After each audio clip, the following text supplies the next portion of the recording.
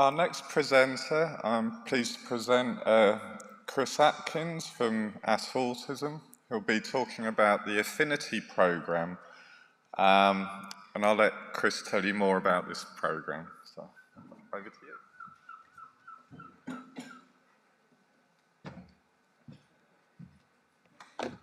Well, good afternoon, everybody. It's good to be here, and it's good you've managed to spend the time and share with us all of the events we've been through. Looking forward to going to the end. Bit of a change to the programme in that I've got a co-presenter as well. My name's Chris Atkins. As you can see, I'm the Head of Policy, Education, Social Care for Autism. And I have Joanna Panese with me, who is from Scottish Autism, and together we were the lead partners in presenting the Affinity programme. What we're going to do today is give you a very brief overview of that and the evaluation that followed it.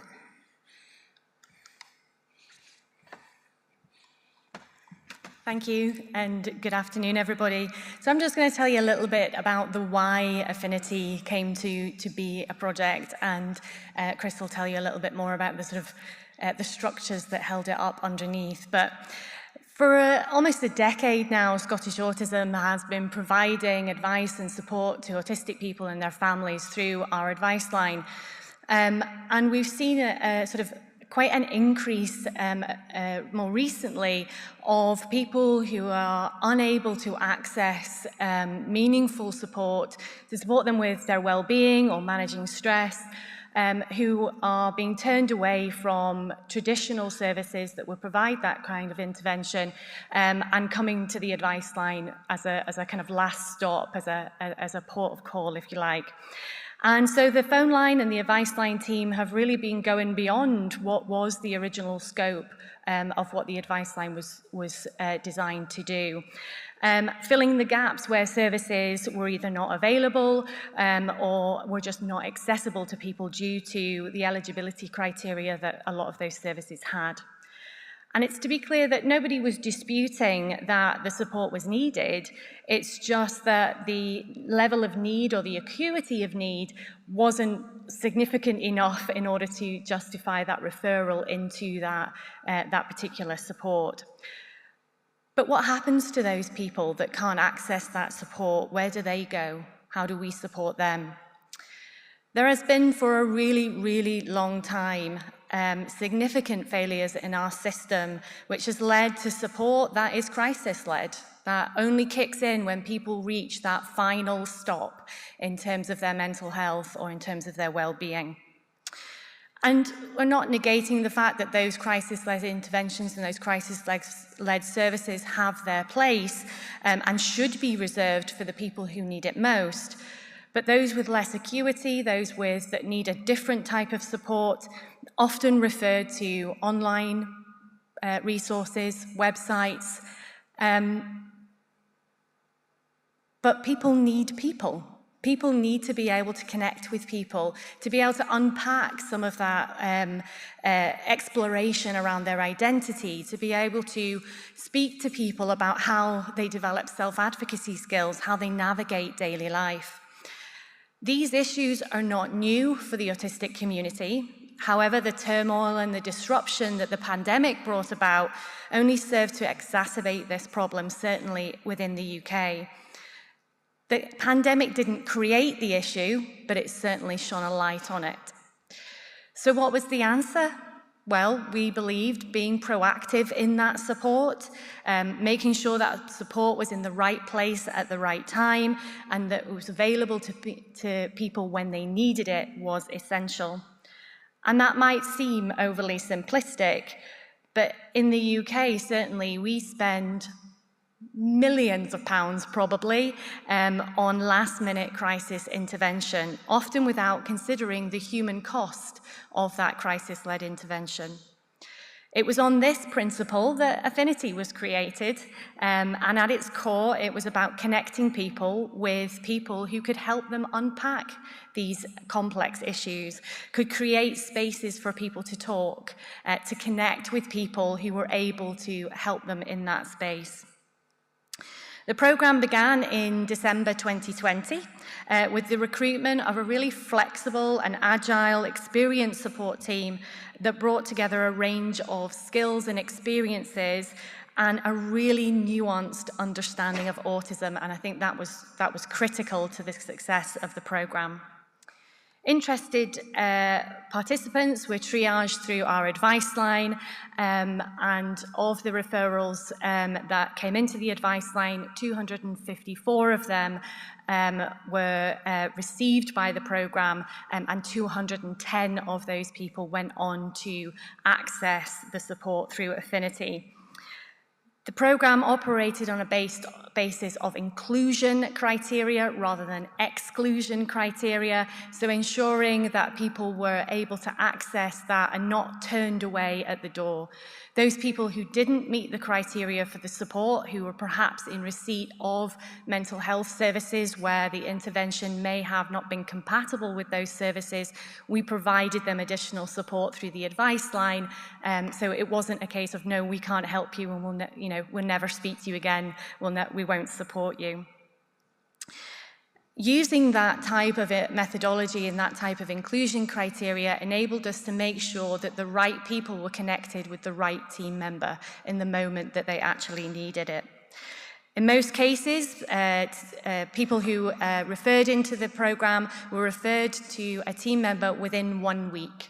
And those of you who work within services for autistic people know that that's quite a feat to get people connected with the support that they need within 1 week, 7 days at maximum.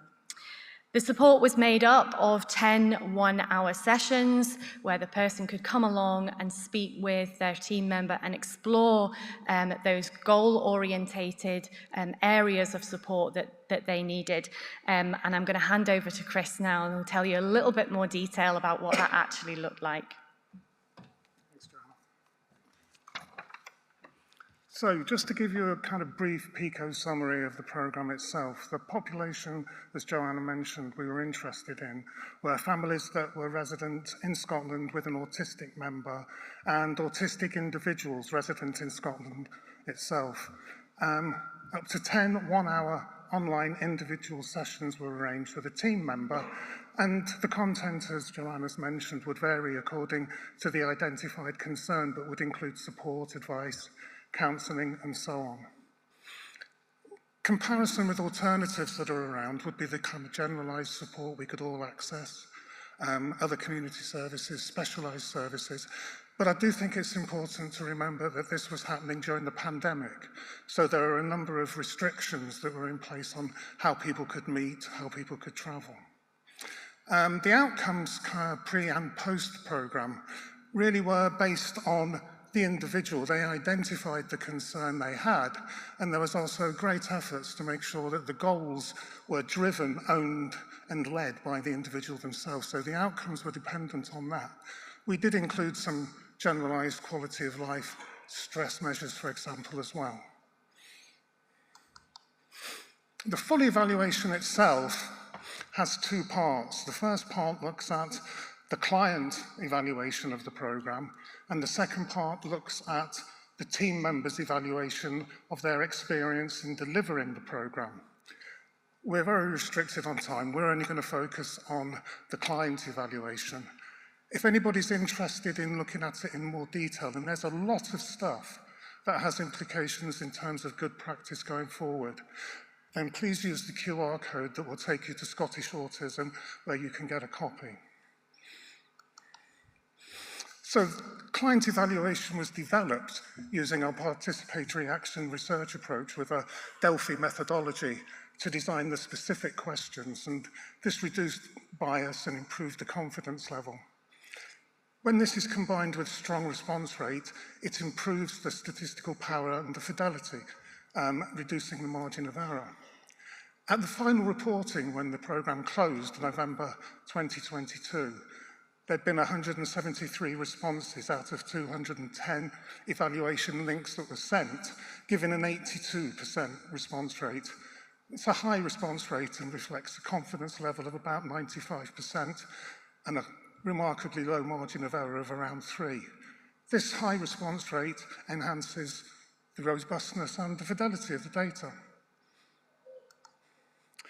So the data itself and the main points. This slide is very busy, but it does pick up on what we think were the main points. I go back and urge you to go and have a look at the full evaluation because there's many things here we can't cover. Quick summary. The reasons for referral. The most common reason was concerns around mental health support, with 121 individuals reporting that. Next was issues around relationships, with 63 referrals, followed by understanding self, education and strategies for life. Altogether, the programme delivered over 2,500 sessions. The advice given was obviously important. Of all of the respondents, 122 said they strongly agreed with the statement, "I was satisfied with the advice given by the Affinity team member," and a further 38 respondents said they agreed. This combines to give a total of 92% of respondents saying that they were satisfied with the advice they were given. Accessibility in terms of inclusion, again, very important, and again, more so perhaps because of the circumstances everybody was working under with COVID. So we asked the respondents for their level of agreement with the statement, "The Affinity programme was easy for me to find and accessible." Altogether, 3/4 of respondents, 75%, said that indeed, yes, the programme was easy to find and it was accessible. The goal-setting process, as Joanna's mentioned and me, we were very committed to ensuring the individual was at the centre of the process, driving the goal-setting process forward. Consequently, when we asked if they agreed with the statement, "It was helpful for me to set goals," about 82% of respondents agreed or strongly agreed.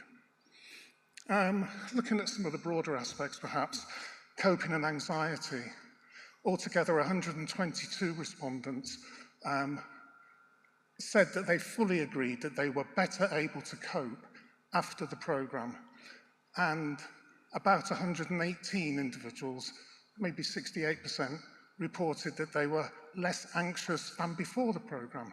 So for us, a lot of the key elements are around being accessible, being client-driven, responding on an individual basis, providing good advice that the client wanted, and ultimately improving coping skills, but also reducing anxiety.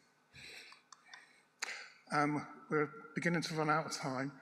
I'm going to pass back to Joanna to wind up, but thank you. So alongside the kind of data that we were able to collect in through the evaluation process, we also collected some of that more qualitative, experiential information, which I think as a practitioner is actually the bit that I want to hear. What did it feel like for people? What was their experience? And you can see some of the comments that people have talked about, and you look at the sort of themes that have been covered in some of the sessions over the last few days. This very much aligns to things around identity, feeling well, thinking about situations and how to deal with them, to be a self-advocate, to be able to do those things for yourself. But there were some sort of key principles in terms of the project, in terms of, the programme. If it didn't meet, it often exceeded the expectations of people when they came into the programme. Having that tailored support made a huge difference. That prompt allocation of that team member meant that people weren't left in a place of, well, what's going to happen next? Am I going to be able to get the support? Is the support coming? When's it coming? All of those things that unpack in people's minds.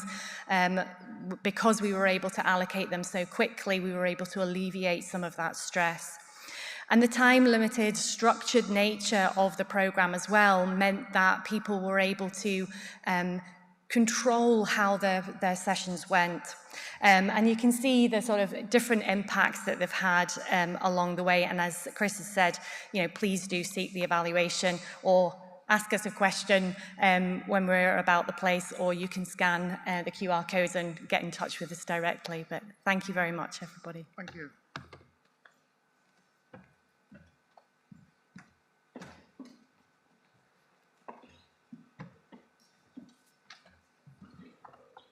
Thanks. I recognise similar results to a goal-oriented mentoring programme that we did many years ago, and there's quite a lot of similarities there. So anyone who has any questions for Chris and Joanna, please come and talk to them after the session.